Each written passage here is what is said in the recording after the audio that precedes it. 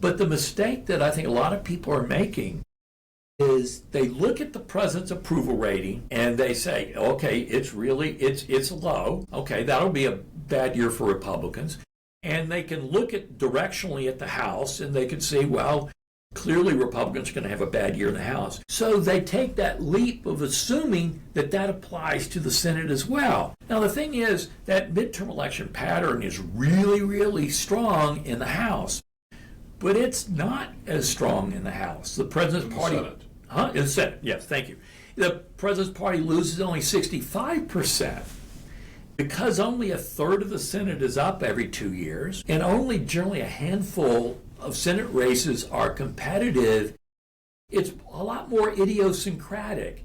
It matters which third of the Senate is up, which seats are up, which ones are open, that sort of thing.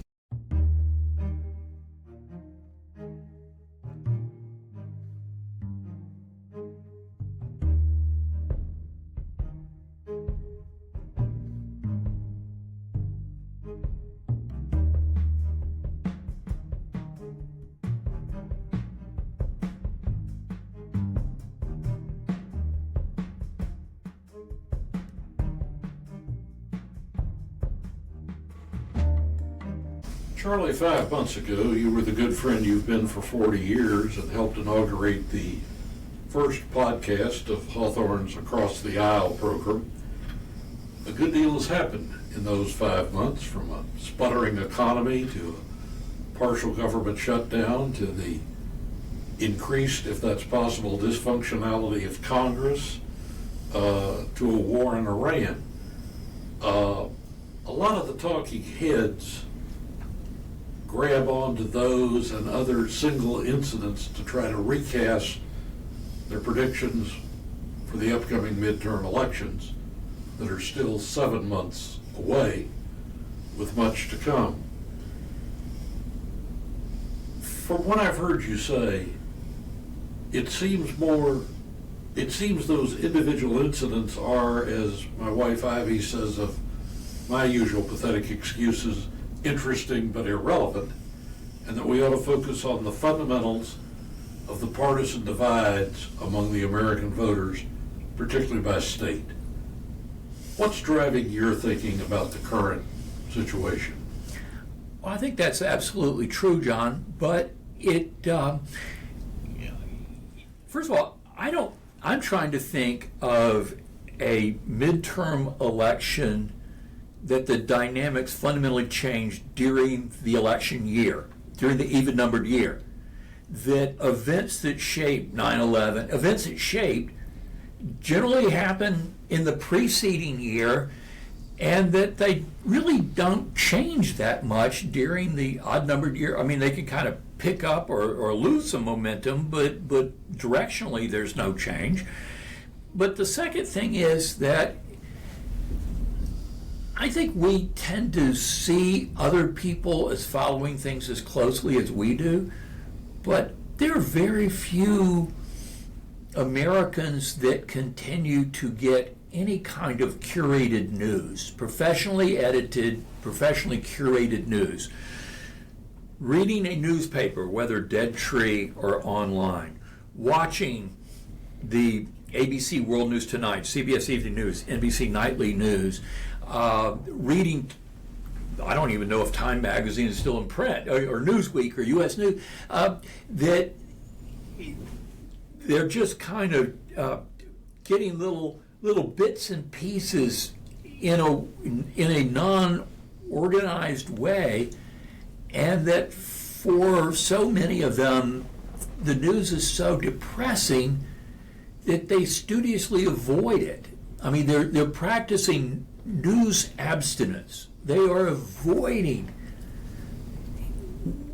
to the extent they can, avoiding getting news. But the result of that is that events that used to be would fundamentally change a race or change the way a major politician is perceived, they don't have the impact anymore they used to, because there's so few people that are paying attention, and of the people that are paying attention, so many of them get their news through a red lens or a blue lens that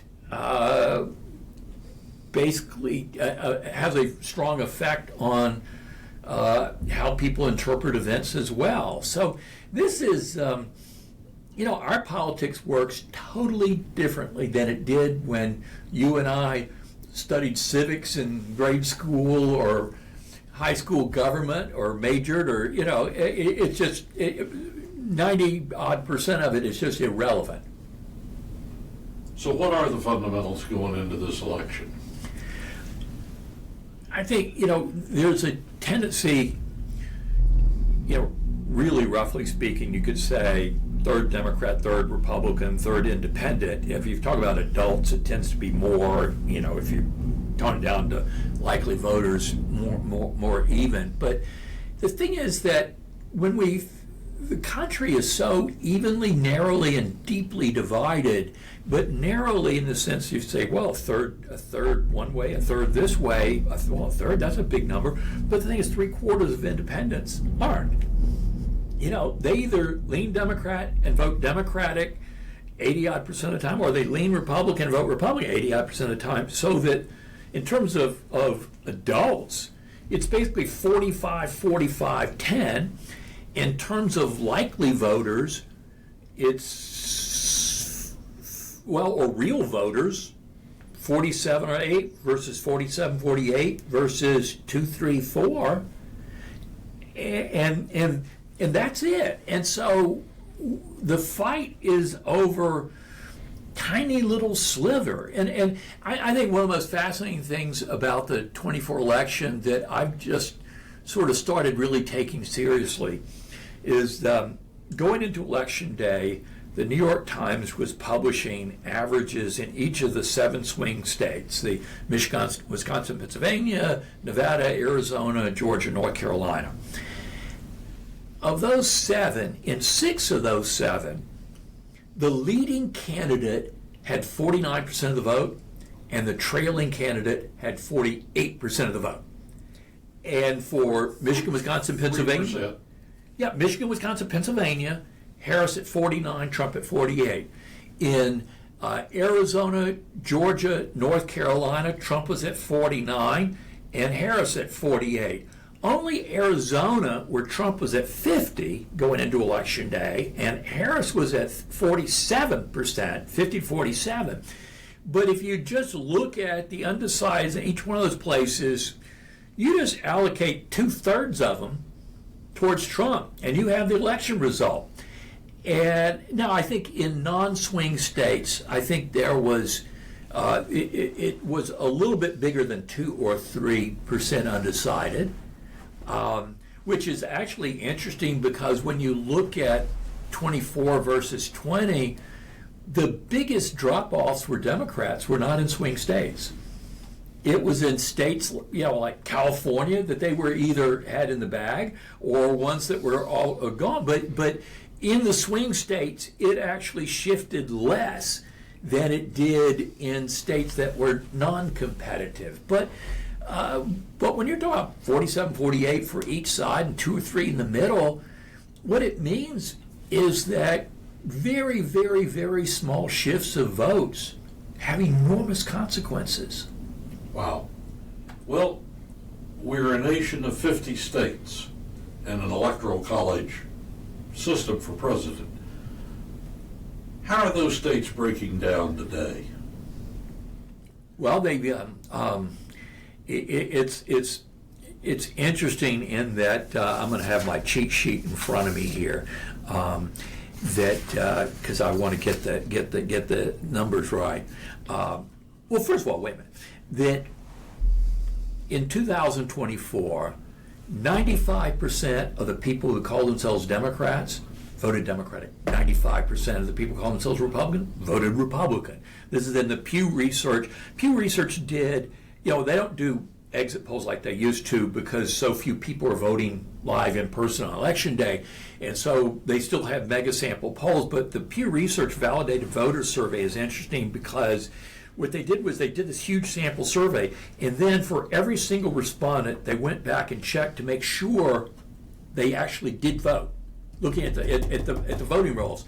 So 2020, 95-95, 2016, 94% of Democrats went Clinton, 92% of Republicans went. So there's virtually no defections that are out in there. the base. Right, and in midterm elections, it's actually even smaller than that. But when you go through the states that are the states out there, you've got, of the 24 red Republican states, Republicans have all 48 of the U.S. Senate seats there. They have 22 of the governorships out of those 24, all but Laura Kelly in Kansas and Steve Beshear in Kentucky. And basically go down the line. Individually elected lieutenant governors. They have every attorney general, every secretary of state, every state senate majority, every state house majority, partisan.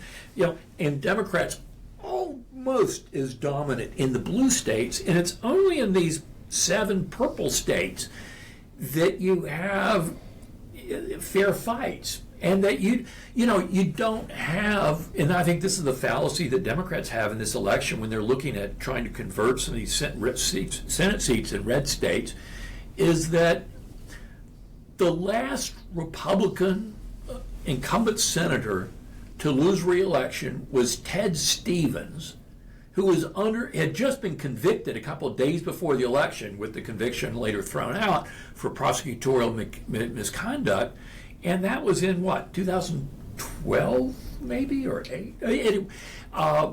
And Democrats, it was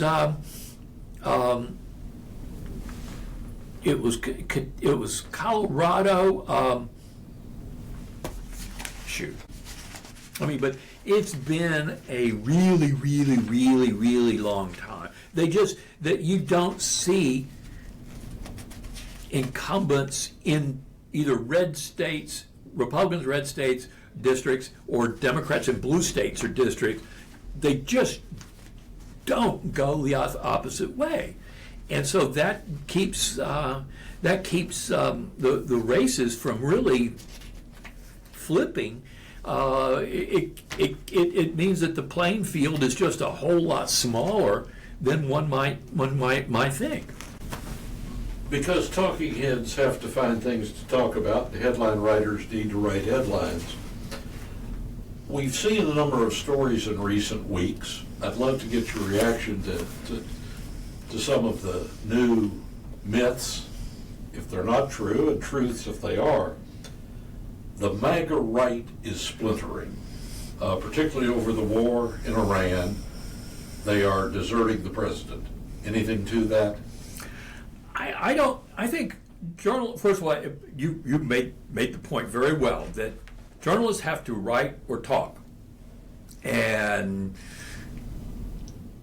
they have to, but they also tend to want to see things in a logical way that oftentimes may not be terribly logical. But you've got people that purport to speak for the MAGA movement who don't speak for the MAGA movement. Steve Bannon, Tucker Carlson, Laura Loomer, all these other characters. But the thing is, there's only one person that speaks for the MAGA movement, and that's Donald Trump. And anybody that's claiming that they're speaking for the movement, they're not telling the truth. And that we're so wrapped up in identity politics that if let's say you're an isolationist and you are tired, Vietnam made you mad, Iraq, Afghanistan, foreign wars, then that was a good reason to be for Donald Trump. But if he changed his position on that, these people, they do one of two things. Either they make the turn with him, or they just choose to ignore that and continue to support him for other reasons. And it just doesn't, so that I don't see any data at all that shows that it's splintering. Now, is the president's numbers, overall numbers, are gradually moving, but not the plummeting free fall that a lot of journalists are writing, but generally more, it's at a pace that it would be like watching ice or snow melt when it's 38 degrees, 39. I mean, that it's just, yeah, okay, it's going down, but not by much, not that fast. And when you've got the president, his approval rating among people who call themselves Democrats is 4 or 5. Now, how much more can you drop from 4 or 5? You know, I mean, really. And then among independents, it's in the 20s. And the thing is, when you consider, we talked a few minutes ago about of independents, people who call themselves independents, that 3/4 of them lean and vote one way or the other, but that leaves a quarter that, so that to the extent that the president has a 25, let's say, percent approval rate among independents, big chunk of those are independents who lean Republican, who for all intents and purposes are Republican. And so among Republicans, it's in the 80s. Now, did it used to be in the low 90s? Yeah. But 80s, that's not bad. And the other thing is that even if you're partisan, Republican or Democrat, even if you're upset with your president or your candidate, your non-party's nominee, or you're upset with your party or disappointed, whatever, the thing that keeps most of them right in line is negative partisanship. That you've got so many partisans in each party that hate the other party and its candidates and elected officials even more than they like their own. So that even if they are disappointed by their party or their party's nominee, they can't abide the idea that one of those people in the other party would win. And so even their disdain... The Ezra Klein theory of voting against the threat to the tribe. Yeah, it keeps them locked in. So and the thing is, when they count the votes, whether you're voting for or against, it counts exactly. It counts the same. To me, the danger, and where I think each side is kind of wrong about something, Democrats think they have a motivation problem in 2026. They don't. Democrats are madder than hell. They're angry. They can't wait to go vote. And there was a CNN poll the other day that showed that 96% of Democrats were highly motivated to vote versus 96, 97 versus 90 for Republicans. But when they said very, very likely to vote, it was Democrats were 67 and Republicans were 50. The problem is Democrats are motivated. I mean, they can't wait to vote. There are a lot of Republicans are somewhat lethargic right now. And the danger for Republicans is not that they're going to up and vote for a Democrat, because they're not going to do that. It's just that they don't vote. That's the danger. And a lot of these, because the country is so closely divided, for example, in the Kamala Harris-Donald Trump race, it's not that you had a bunch of Democrats voting for Trump. It's much that Democrats, because of the cost of living and a lot of things that happened under the Biden, that the Democratic share of the vote just came down some, while the Republican, the in party tends to have some lethargic voters, and the out party, they're still mad they lost. They really want back in. They're motivated every single day by everything they see that they hate that the other side's doing. So it goes up. And so in that sense, this is acting like, just about every other midterm we've ever seen. I read that the Hispanic vote, which shifted toward Trump because of immigration, the economy, other factors, is coming back to the Democratic Party. Is there any real evidence of that, or is that speculation? Well, what I object to some of the characterization that we see is the the Latino vote, Hispanic Latino vote, it's been very, very, very Democratic. Now, as any group comes to this country, over time, there's a reversion to the mean. They become more mainstream. And so there's some of that that's just naturally happening. But if you think of who was most hurt by inflation that had been dormant for 40 years, coming back in 21 and 20, and interest rates shooting sky high, who was the more economically vulnerable people were hurt? And you look at any demographic group that was disproportionately economically vulnerable, and you will see in 2024 the Democratic vote went down, or their turnout went down. Now what we're seeing is but the thing is, I would argue that that was a vote to punish Biden-Harris because they were mad because of what had happened, and now they're gone, and so it is reverting towards, not back to where it used to be, but back towards the normal. But I would argue it was a punishing Democrats rather than a I'm becoming more of a Republican. And I like to tell my Democratic friends, I have good news and bad news for you. The bad news is that swing voters still don't like you. The good news is this election's not going to be about you. It's going to be about the party in power. And it virtually always is.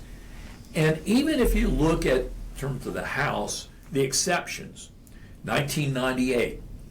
It's anger at a party in power. 1998, a lot of swing voters were upset with,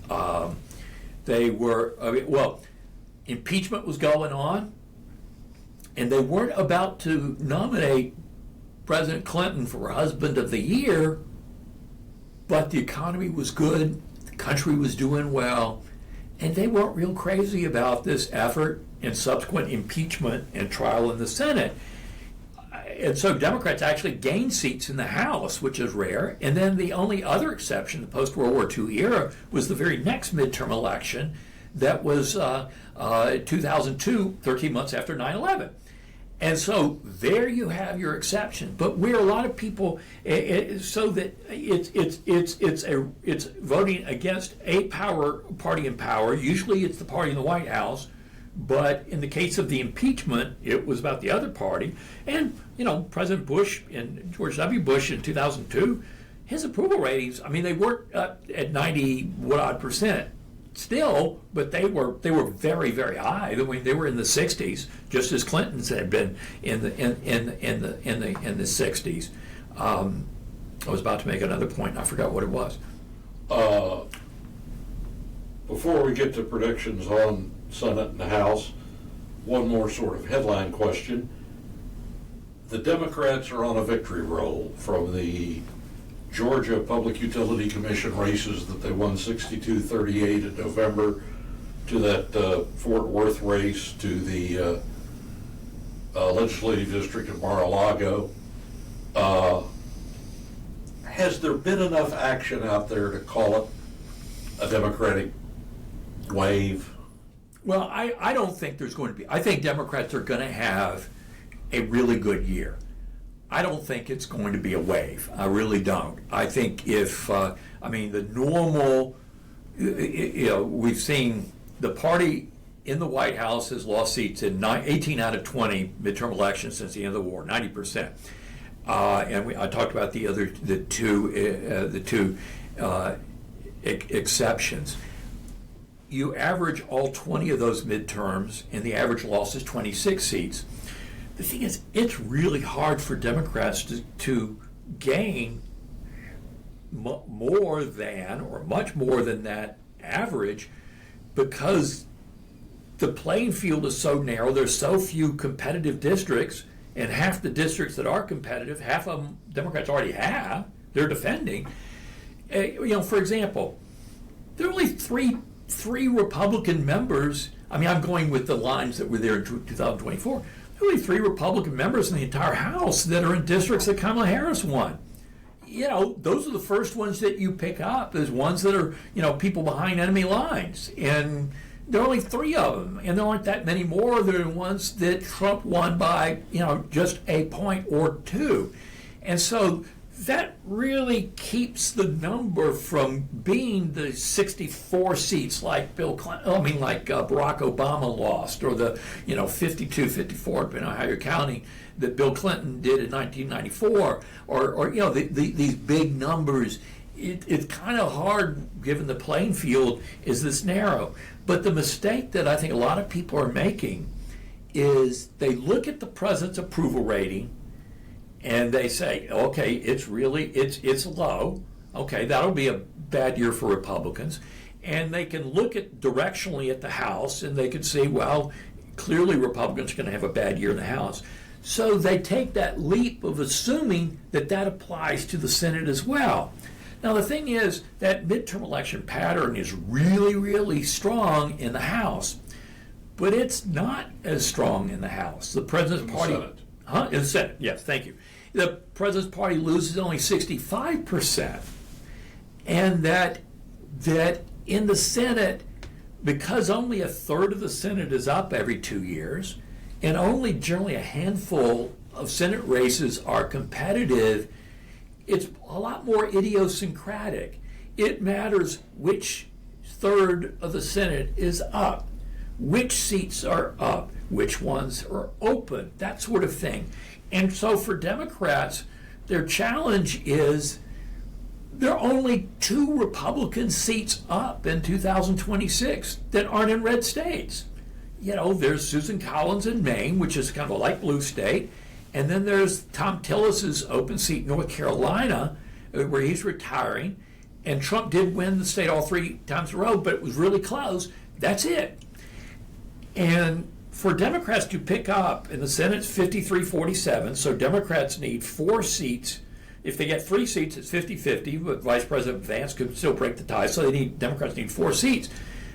You can see how they get from 47 to 49. Let's say the Democrats pick up Maine, which I'm not quite as sure now. We're going to come back to that. Yeah, and then let's assume that they pick up that Roy Cooper wins in North Carolina. But after that, we're in the red zone there, and that's a tough zone. And you're looking at places where Republicans usually win by double digits. And now, if there's an exception and all that, it might be Texas if Ken Paxton wins the Republican runoff. But I think Democrats will be pretty lucky if they were to get a majority in the Senate back by after the 2028 election. Let's go back to Texas and Maine. The Texas runoff is May the 26th. Yeah. The president still hasn't endorsed. His city will, but hasn't. Who wins the primary? Who wins the general? Well, the thing is, John Cornyn, the incumbent Republican senator, he would be a slam dunk in a general election.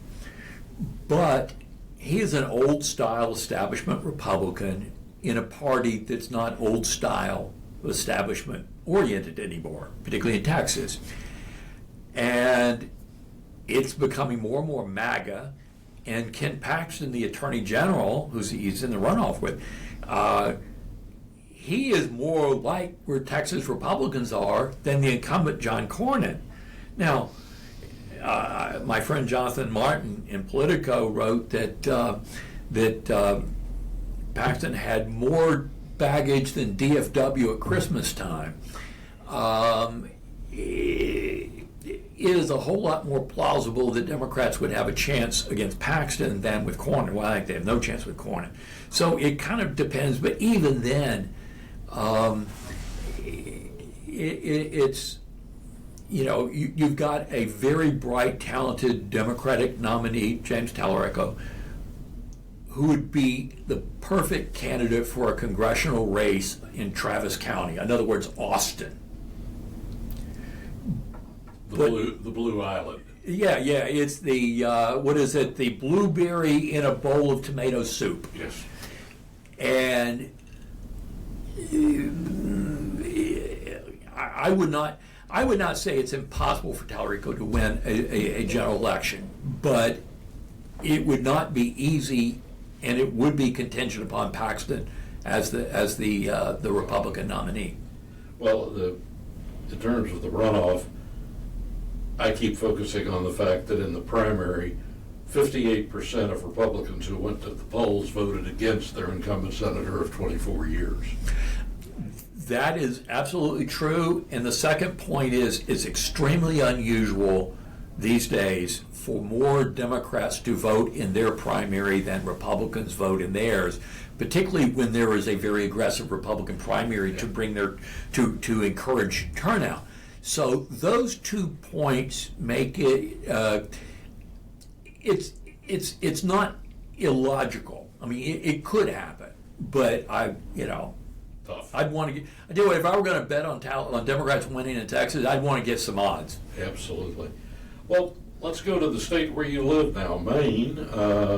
Susan Collins, as you noted, the one Republican senator in a blue state, up for re-election.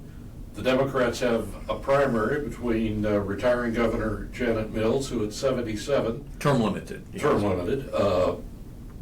governor, who at 77 would be the oldest freshman senator in American history, versus a 41-year-old former oyster farmer who said he didn't know one of his tattoos was Nazi, and he may have been telling the truth, which probably is more. Which is even more of a, yeah, I mean. And has had some tough social media posts that'll come back to haunt him. What's happening in Maine? I think this is something that Democrats, and I'm not sure when this is going to hit air, so it could, we could be overtaken by events here, is that I think if Janet Mills, and we all, everybody ages at different levels, and she's about 3-4 years older than I am, but she moves around a lot better than I do. And I mean, she's a young, and I think Susan Collins, who's my age, presents a little older, but whatever. I think a Janet Mills, Susan Collins race would be, Senator Collins would be saying, I've done so much for Maine. I'm now chair. I just got the chairmanship of the Senate Appropriations Committee. I can do so much more. And Mills, who's got 8 years as governor and a pretty reasonably popular governor, she would be saying that that Senator Collins has not stood up for Maine or stood up against President Trump. Now, Maine is a light blue state. One congressional district's real Republican, the other is phenomenally Democrat. If it's up or down on Donald Trump, a Republican will lose that race. I think a Mills-Collins race, when it was over, I think Mills would end up winning. But Grant Plattner, the 41-year-old, Iraq, Afghanistan vet, oyster farmer, he has got a fabulous campaign team, and they have run a fabulous campaign, and that they are tapping into this anger that Democrats have, tapping into the generational thing, that Democrats haven't stood up, all these things. But I think between unfortunate posts, a DUI, lots of other things, I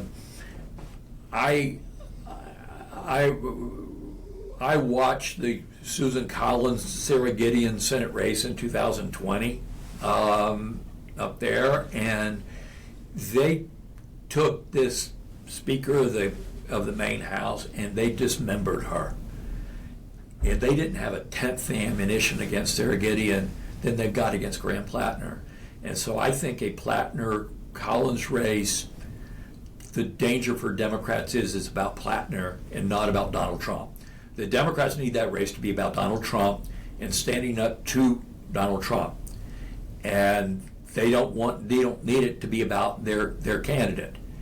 And I think it's two completely different races, and I'm not saying that Plattner couldn't win a general election, but boy, it's taken a heck of a risk, and that there are signs in the race that things may be changing, and Plattner's momentum has not slowed. Let's just put it that way. Terrific. Charlie, thank you very much for doing this. We're out of time, and there's lots still to talk about. We'll do this again before November. I would love that, John. Thank you.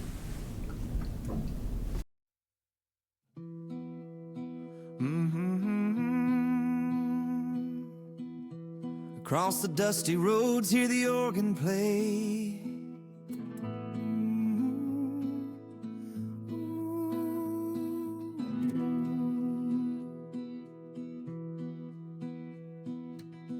Packed up my Chevy at the break of day, headed east on two-lane highways. Stopped in a town where the courthouse stands, shook every hand, felt the dreams and their plans. From small town porches to the steps of state lines, voices rising up in proud design. Grassroots hearts can change the course we're on. One by one we'll carry on.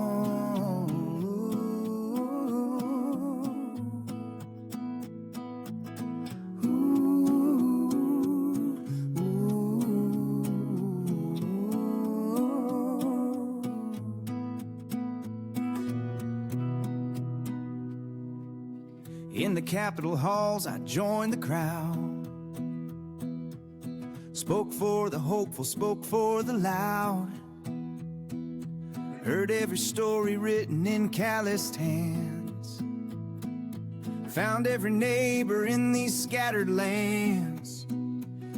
From small town porches to the steps of state lines, voices rising up in proud design.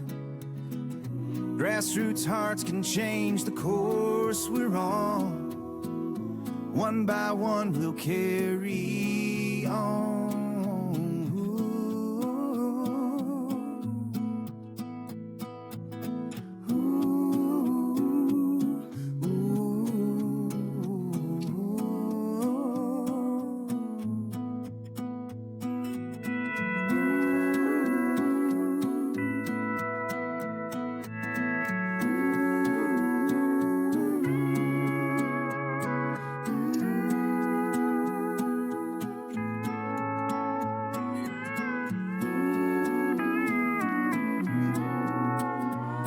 From small town porches to the steps of state lines, voices rising up in proud design.